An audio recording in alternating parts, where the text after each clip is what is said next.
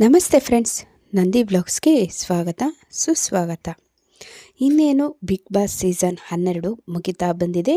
ನಿಮಗೆಲ್ರಿಗೂ ಕುತೂಹಲ ಇದ್ದೇ ಇದೆ, ಈ ಸಲ ಕಪ್ ಯಾರದು ಅಂತ. ಹಾಗೆ ಯಾರ್ದು ಇರ್ಬೋದು ಅಂತ ನೀವು ಸಹ ಗೆಸ್ ಮಾಡಿ ಕಮೆಂಟ್ ಮಾಡಿ. ಇದ್ರ ಬಗ್ಗೆ ಡೀಟೇಲಾಗಿ ತಿಳಿಸ್ಕೊಡ್ತೀನಿ ಈ ವಿಡಿಯೋದಲ್ಲಿ. ಖಂಡಿತವಾಗ್ಲೂ ವಿಡಿಯೋನ ಸ್ಕಿಪ್ ಮಾಡ್ತೀರಾ, ಪೂರ್ತಿಯಾಗಿ ನೋಡಿ. ಬಿಗ್ ಬಾಸ್ ಶೋದಲ್ಲಿ ಆಟ ಆಡಿದರೆ ಟ್ರೋಫಿ ಸಿಗೋದಿಲ್ಲ, ಜಗಳ ಆಡಿದರೆ ಕಿರೀಟ ಸಿಗೋದಿಲ್ಲ, ಟಾಸ್ಕ್ ಕಂಪ್ಲೀಟ್ ಮಾಡಿದರೆ ವಿಜಯ ಒಲಿಯೋದಿಲ್ಲ. ಹಾಗಾದರೆ ಏನು ಮಾಡಬೇಕು?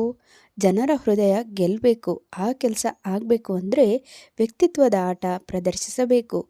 ಆ ನಿಟ್ಟಿನಲ್ಲಿ ಈ ಬಾರಿಯ ವಿನ್ನಿಂಗ್ ರೇಸ್ನಲ್ಲಿ ಯಾರೆಲ್ಲ ಇದ್ದಾರೆ ಅನ್ನೋ ವಿವರ ಈ ಸ್ಟೋರಿಯಲ್ಲಿದೆ, ನೋಡೋಣ. ಈ ಬಾರಿಯ ಬಿಗ್ ಬಾಸ್ ಸಖತ್ ಸದ್ದು ಮಾಡ್ತಿದೆ. ಕಾರಣ, ಶೋ ಹೋಸ್ಟ್ ಮಾಡ್ತಿರೋ ಕಿಚ್ಚ ಸುದೀಪ್ ಅವರು ಸ್ಪರ್ಧಿಗಳಿಗೆ ವಾರ್ನಿಂಗ್ ನೀಡೋದು, ಖಡಕ್ ಸಂದೇಶ ರವಾನಿಸೋದು ಜನರಿಗೆ ಇಷ್ಟವಾಗಿ ಬಿಟ್ಟಿದೆ.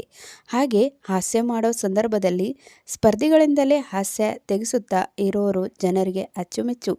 ಇದರ ಜೊತೆ ಬಿಗ್ ಬಾಸ್ ಮನೆಯೊಳಗೆ ಇರೋ ಕಂಟೆಸ್ಟೆಂಟ್ಗಳಿಂದ ಮನೆಯಿಂದ ಹೊರಹೋಗಿದ್ದು ಸ್ಟ್ರಾಂಗ್ ಕಂಟೆಸ್ಟೆಂಟ್ಗಳು ಮಾತ್ರ ಉಳ್ಕೊಂಡಿದ್ದಾರೆ. ಅವರಲ್ಲಿರೋ ಬಲ ಎಂಥದ್ದು, ವೀಕ್ ಪಾಯಿಂಟ್ ಏನು ಅನ್ನೋದು ಗೊತ್ತಾದರೆ ಈ ಬಾರಿ ಬಿಗ್ ಬಾಸ್ ಕಪ್ ಯಾರದು ಅನ್ನೋದು ಕನ್ಫರ್ಮ್ ಆಗಿಬಿಡುತ್ತೆ. ಆ ಮೂವರ ಜೊತೆ ಇನ್ಯಾರಿದ್ದಾರೆ ಅಂತ ನೋಡೋದಾದರೆ, ಸ್ಪರ್ಧಿಗಳು ಅದೆಷ್ಟೋ ಇರಲಿ, ಎಲ್ಲರಲ್ಲೂ ಗೆಲ್ಲೋ ಸಾಮರ್ಥ್ಯವೇ ಇರಲಿ, ಆದರೆ ಅಂತಿಮವಾಗಿ ಬಿಗ್ ಬಾಸ್ ಕಪ್ ಎತ್ತಿ ಹಿಡಿಯೋದು ಒಬ್ಬರು ಮಾತ್ರ. ಬಿಗ್ ಬಾಸ್ ಶೋದಲ್ಲಿ ಯಾರು ವ್ಯಕ್ತಿತ್ವದ ಆಟ ಪ್ರದರ್ಶಿಸುತ್ತಾರೋ, ಯಾರು ಜನರ ಮನಸ್ಸು ಗೆದ್ದಿರುತ್ತಾರೋ ಅವರು ಕಪ್ ಗೆಲ್ಲೋದು ಗ್ಯಾರಂಟಿ. ಈ ಬಾರಿಯ ಸ್ಪರ್ಧಿಗಳಲ್ಲಿ ಟಾಪ್ 5 ಯಾರು ಅಂತ ನೋಡ್ತಾ ಹೋದರೆ ಕಾಣಿಸೋದು ಗಿಲ್ಲಿ, ಅಶ್ವಿನಿ ಗೌಡ, ರಕ್ಷಿತಾ, ಧನು ಮತ್ತು ರಘು. ಸದ್ಯ ಕ್ಲೈಮ್ಯಾಕ್ಸ್ ಹಂತದಲ್ಲಿರೋ ಬಿಗ್ ಬಾಸ್ನಲ್ಲಿ ಈ 5 ಟಾಪ್ 5 ಆಗೋದು ಸದ್ಯಕ್ಕೆ ಕಾಣಿಸ್ತಿದೆ. ಹಾಗಂತ ಇದೇ ಫೈನಲ್ ಅಂತ ಅಲ್ಲ, ಇನ್ನು 2-3 ವಾರದಲ್ಲಿ ಗೇಮ್ ಹೇಗೆ ಬೇಕಾದರೂ ಟರ್ನ್ ತೆಗೆದುಕೊಳ್ಳಬಹುದು. ಸದ್ಯಕ್ಕೆ ಈ 5 ಮಾತ್ರ ಮುಖ್ಯ ರೇಸ್ನಲ್ಲಿದ್ದಾರೆ ಅನ್ನೋದು ಲೆಕ್ಕಾಚಾರವಾಗಿದೆ. ದೊಡ್ಡ ಮನೆಯಲ್ಲಿ ಗೇಮ್ ಚೆನ್ನಾಗಿ ಆಡ್ತೀನಿ ಅನ್ನೋ ಮಾತ್ರಕ್ಕೆ ಟ್ರೋಫಿ ಗೆಲ್ಲೋದು ಪಕ್ಕಾ ಅಂತ ಹೇಳೋದಕ್ಕೆ ಸಾಧ್ಯವಿಲ್ಲ. ಹಾಗೆಯೇ ಬಿಗ್ ಬಾಸ್ ಟಾಸ್ಕ್ಗಳನ್ನು ಅಚ್ಚುಕಟ್ಟಾಗಿ ನಿರ್ವಹಿಸ್ತೀನಿ ಅನ್ನೋ ಮಾತ್ರಕ್ಕೆ ಕಿರೀಟ ಸಿಗುತ್ತೆ ಅಂತ ಹೇಳೋದಕ್ಕೆ ಆಗಲ್ಲ. ಹಾಸ್ಯ ಮಾಡ್ತೀನಿ, ಜನರಿಗೆ ಮನೋರಂಜನೆ ನೀಡ್ತೀನಿ ಅಂದ ಮಾತ್ರಕ್ಕೆ ಕಪ್ ತನ್ನದೇ ಅನ್ನೋ ಹಾಗೂ ಇಲ್ಲ. ಪ್ರತಿದಿನ ಕಂಟೆಂಟ್ ಕೊಡ್ತೀನಿ ಅಂತ ತಾನೇ ಬಿಗ್ ಬಾಸ್ ಅಂತ ಅಂದುಕೊಳ್ಳುವ ಹಾಗೂ ಇಲ್ಲ. ಗೆಲ್ಲೋದಕ್ಕೆ ಇದೆಲ್ಲವೂ ಮ್ಯಾಟರ್ ಆಗುತ್ತೆ, ಅದನ್ನು ಮರೆಯೋ ಹಾಗೆಯೇ ಇಲ್ಲವೇ ಇಲ್ಲ. ಈ ಬಾರಿಯ ಬಿಗ್ ಬಾಸ್ ಶುರುವಾಗಿದ್ದ ಫಸ್ಟ್ ವೀಕ್ನಲ್ಲಿಯೇ ವೀಕ್ಷಕರಿಗೆ ಅರ್ಥವಾಗಿದ್ದು ಏನು ಅಂದರೆ, ಗಿಲ್ಲಿ ನಟ ಫೈನಲ್ ಹೋಗೋದು ಗ್ಯಾರಂಟಿ ಅಂತ. ಹಾಗೆ ವಾರ ಕಳೀತಾ ಹೋದಂತೆ ಗಿಲ್ಲಿ ಹವಾ ಜೋರಾಯಿತು. ಆತನ ಹಾಸ್ಯದ ಟೈಮಿಂಗ್ಗೆ, ಎದುರಾಳಿಗಳಿಗೆ ಕೊಡ್ತಾ ಇದ್ದ ಕೌಂಟರ್ಗೆ, ಗೇಮ್ ಚೇಂಜರ್ ಆಗಿ ಕಾಣಿಸ್ಕೊಂಡಿರೋ ರೀತಿಗೆ, ಪಂಚ್ ಡೈಲಾಗ್ಗಳಿಗೆ ಜನ ಫಿದಾ ಆಗಿ ಹೋಗಿದ್ರು.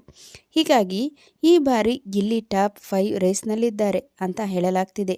ಕ್ಲೈಮ್ಯಾಕ್ಸ್ ಸಂದರ್ಭದಲ್ಲಿ ಗಿಲ್ಲಿಗೆ ಇರೋ ಸಾಮರ್ಥ್ಯ ಏನು? ದೌರ್ಬಲ್ಯದತ್ತ ದೃಷ್ಟಿ ನೆಟ್ಟರೆ ಗಿಲ್ಲಿ ಅಭಿಮಾನಿಗಳಿಗೆ ಶಾಕ್ ಆದರೂ ಅಚ್ಚರಿಯಿಲ್ಲ. ಪ್ಲಸ್ ಏನು ಮೈನಸ್ ಏನು ಎಂಥದ್ದು ಅಂತ ನೋಡೋದಾದರೆ, ಗಿಲ್ಲಿ ಗೇಮ್ ಮಾಸ್ಟರ್ ಅನ್ನೋದಕ್ಕೆ ಇದೊಂದು ಸೀನ್ ಸಾಕು. ತನ್ನನ್ನು ಯಾರು ಯಾರು ನಾಮಿನೇಟ್ಗೆ ಸೂಚಿಸಿದ್ದಾರೆ ಅಂತ ಬಿಗ್ ಬಾಸ್ ಕೇಳಿದಾಗ ರಾಶಿಕಾ ಹೇಳಿದ್ದ ಮೊದಲ ಹೆಸರು ಗಿಲ್ಲಿಯದ್ದು. 6 ಮಂದಿಯಲ್ಲಿ ಗಿಲ್ಲಿ ಹೆಸರನ್ನು ಮಾತ್ರ ತಪ್ಪು ಹೇಳಿದ್ದಕ್ಕೆ ರಾಶಿಗೆ ನಾಮಿನೇಟ್ಗಿಂತ ಪಾರಾಗೋದು ಸಾಧ್ಯವಾಗಿಲ್ಲ. ವಿಶೇಷ ಅಂದರೆ ಆ ಸಂದರ್ಭದಲ್ಲಿ ವರ್ಕ್ ಆಗಿದ್ದು ಗಿಲ್ಲಿಯ ಚತುರತೆ. ರಾಶಿಗೂ ತನಗೂ ಬಿಗ್ ಮನೆಯಲ್ಲಿ ವೈರತ್ವ ಇದೆ. ಹೀಗಾಗಿ ರಾಶಿಕಾ ತನ್ನ ಹೆಸರನ್ನು ಗೊತ್ತು ಮಾಡೋದು ಪಕ್ಕಾ ಅಂತ ನಿರ್ಧರಿಸಿದ ಗಿಲ್ಲಿ ಆಕೆಯ ಹೆಸರನ್ನು ನಾಮಿನೇಟ್ಗೆ ಸೂಚನೆ ಕೊಡುವುದಿಲ್ಲ. ಇದೊಂದು ಗಿಲ್ಲಿ ಹೇಗೆ ಆಡ್ತಿದ್ದಾನೆ ಅನ್ನೋದಕ್ಕೆ ಎಕ್ಸಾಂಪಲ್ ಅಷ್ಟೇ. ಹಾಗೆ ಆತನ ಹಾಸ್ಯ, ಪಂಚ್ ಡೈಲಾಗ್, ಕಾವ್ಯ ಜೊತೆ ಬಾಂಡಿಂಗ್ ಅದೆಲ್ಲವೂ ಗಿಲ್ಲಿಗೆ ಪ್ಲಸ್ ಆಗ್ತಿದೆ. ಬಿಗ್ ಬಾಸ್ ವೀಕ್ಷಕರಿಗೆ ಇಷ್ಟವಾಗೋ ಗಿಲ್ಲಿ ಕೆಲವೊಮ್ಮೆ ಅತಿರೇಕ ಮಾಡಿಬಿಡ್ತಾರೆ. ಅದು ಕೆಲವೊಮ್ಮೆ ವೀಕ್ಷಕರಿಗೂ ಬೇಸರ ತರಿಸುವಂತಿರುತ್ತೆ.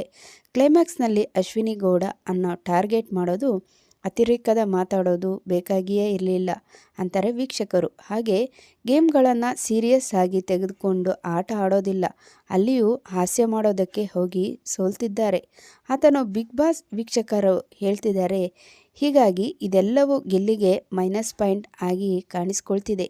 ಇನ್ನು ಅಶ್ವಿನಿ ಗೌಡ ಈ ಬಾರಿಯ ಬಿಗ್ ಬಾಸ್ ಸ್ಪರ್ಧೆಯಲ್ಲಿ ಗಿಲ್ಲಿ ಬಿಟ್ಟರೆ ಇನ್ನೊಬ್ಬ ಸ್ಟ್ರಾಂಗ್ ಕಂಟೆಸ್ಟೆಂಟ್ ಯಾರು ಅಂತ ಕೇಳಿದರೆ ಕೇಳಿ ಬರ್ತಾ ಇದ್ದ ಹೆಸರು ಅಶ್ವಿನಿ ಗೌಡ.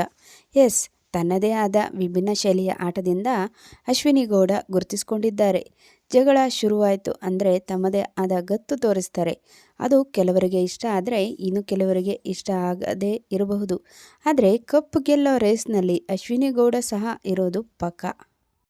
ಅಶ್ವಿನಿಗೆ ಇರೋ ಪ್ಲಸ್ ಏನು ಮೈನಸ್ ಎಂಥದ್ದು ಅಂತ ನೋಡೋದಾದರೆ, ಅಶ್ವಿನಿ ಗೌಡಗೆ ಇರೋ ಪ್ಲಸ್ ಏನು ಅಂದರೆ ಬಿಗ್ ಬಾಸ್ ಕೊಡೋ ಟಾಸ್ಕ್ಗಳನ್ನು ಸೀರಿಯಸ್ ಆಗಿ ತೆಗೆದುಕೊಂಡು ಚೆನ್ನಾಗಿ ಆಡ್ತಾರೆ. ಕೊಟ್ಟ ಜವಾಬ್ದಾರಿಯನ್ನು ಸರಿಯಾಗಿ ನಿಭಾಯಿಸ್ತಾರೆ. ಗೇಮ್ನಲ್ಲಿ ಗೆದ್ದಾಗ ಬಹುತೇಕ ವೇಳೆ ಬೇರೆ ಸ್ಪರ್ಧಿಗಳು ನಾಮಿನೇಟ್ನಿಂದ ಪಾರಾಗೋದಕ್ಕೆ ಅವಕಾಶ ನೀಡಿದ್ದಾರೆ. ಅದು ಈಗಲೂ ಅಶ್ವಿನಿಗೆ ಪ್ಲಸ್ ಆಗಿ ಕಾಣಿಸ್ಕೊಳ್ತಾ ಇದೆ. ಇನ್ನೊಂದು ಅಂದರೆ ಧೈರ್ಯ ಅಂದರೆ ಅಶ್ವಿನಿ ಅಂದರೆ ಧೈರ್ಯ ಅನ್ನೋ ರೀತಿಯಲ್ಲಿ ಶೋದಲ್ಲಿ ಕಾಣಿಸ್ಕೊಳ್ತಾ ಇರೋದು ವೀಕ್ಷಕರಿಗೆ ಇಷ್ಟ ಆಗ್ತಾ ಇರಬಹುದು. ಅಶ್ವಿನಿ ಗೌಡಗೆ ಇರೋ ಮೈನಸ್ ಪಾಯಿಂಟ್ ಏನು ಅಂದರೆ ಯಾರಾದರೂ ಕೀ ಕೊಟ್ಟರೆ ಸಾಕು ದಿಢೀರಂತ ಜಗಳಕ್ಕೆ ಹೋಗಿಬಿಡ್ತಾರೆ. ಆ ಸಂದರ್ಭದಲ್ಲಿ ಕೆಲವು ಬೇಡದ ಪದಾರ್ಥಗಳನ್ನು ಬಳಕೆ ಮಾಡಿಬಿಡ್ತಾರೆ. ಆಮೇಲೆ ತಮಗೆ ಹೇಗೆ ಬೇಕೋ ಹಾಗೆ ತಿರುಚುವ ಕೆಲಸವನ್ನೂ ಮಾಡ್ತಾರೆ ಅನ್ನೋ ಆರೋಪ ವೀಕ್ಷಕರಿಂದ ಕೇಳಿ ಬರ್ತಾ ಇದೆ. ಏನೇ ಆದರೂ ಅಶ್ವಿನಿ ಗೌಡ ಟಾಪ್ 5ರಲ್ಲಿ ಇರ್ತಾರೆ ಅನ್ನೋದು ಅವರ ಅಭಿಮಾನಿಗಳ ಅಚಲವಾದ ವಿಶ್ವಾಸ ಇದೆ. ನೋಡಿದ್ರಲ್ಲ, ಈ ಬಾರಿ ಯಾರು ಟ್ರೋಫಿ ಗೆಲ್ಲಬಹುದು ಅಂತ ನಿಮಗೇನಾದರೂ ಐಡಿಯಾ ಬಂದಿದ್ದರೆ ದಯವಿಟ್ಟು ಕಮೆಂಟಲ್ಲಿ ತಿಳಿಸಿ. ಬಿಗ್ ಬಾಸ್ ಮನೆಯಲ್ಲಿ ಆಟ ಆಡೋದು ಅಂದರೆ ಅಷ್ಟು ಈಸಿ ಅಲ್ಲ ಅಂತ ನಿಮಗೆಲ್ರಿಗೂ ತಿಳಿತು ಅಂತ ಅಂದ್ಕೊತಾ ಇದ್ದೀನಿ. ಆದ್ರೂ ಇಷ್ಟು ಕಷ್ಟದಲ್ಲಿ ಯಾರು ಟ್ರೋಫಿ ಗೆಲ್ತಾರೆ ಅನ್ನೋದು ಒಂದು ಚಾಲೆಂಜಿಂಗ್ ಆಗಿದೆ. ಇನ್ನೊಂದು ಹೊಸ ವಿಡಿಯೋ ಜೊತೆ ನಿಮ್ಮೊಂದಿಗಿರ್ತೀನಿ. ಅಲ್ಲಿವರೆಗೂ ನಮ್ಮ ನಂದಿ ವ್ಲಾಗ್ಸ್ನ ವೀಕ್ಷಿಸ್ತಾ ಇರಿ. ವೀಕ್ಷಿಸಿದವರೆಲ್ಲರಿಗೂ ಧನ್ಯವಾದಗಳು.